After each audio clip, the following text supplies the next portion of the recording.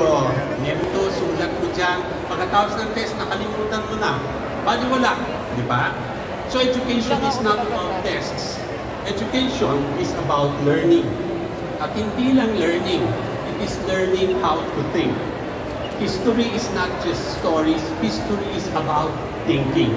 And so today, ikikwento ko sa inyo kung paano ginagawa natin.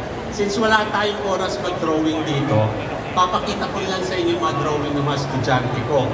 So, ang diagnostic test before the semester begins is to draw Jose Rizal and Andres Bonifacio.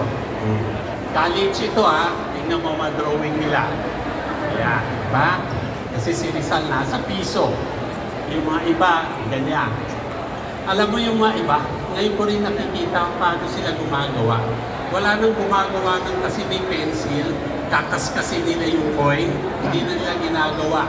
Ginagawa ngayon nila, yung kanilang tablet, lalakasan, tapos kukuha silang picture nila sa itre-trace nila. No? Ganyan ngayon gumawa. Pero tingnan mo to, Pilipinas, piso. Si Bonifacio, 5 piso noon.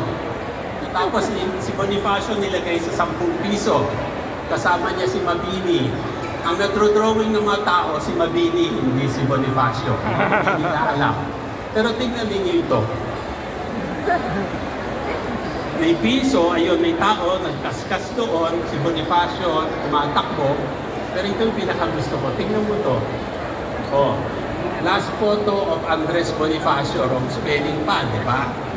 Pero nakita ko, sabi ko, ano ba yung, akala ko medalya? Ano yung nando sa likod? Ano? Guess. Hindi ba?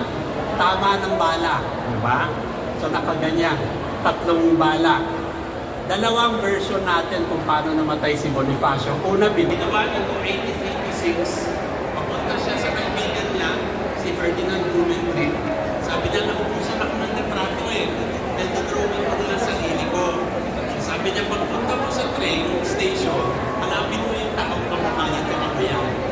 So, naisip ko, kaya naging magaling si Rizal siguro kasi lagi nang ginagamit utak niya. Kung meron siya nito, walang career sa ambit na kampo. Kasi hindi na siya magsusulat, kukuha na siyang picture, walang maiiwan. Ang problema, Rizal kasi may litrato. Mula yung 18 hanggang sa maliit siya, may litrato. Kaya yung website ko magbubukas ngayong buwan na to, merong isang section na puro litrato na isa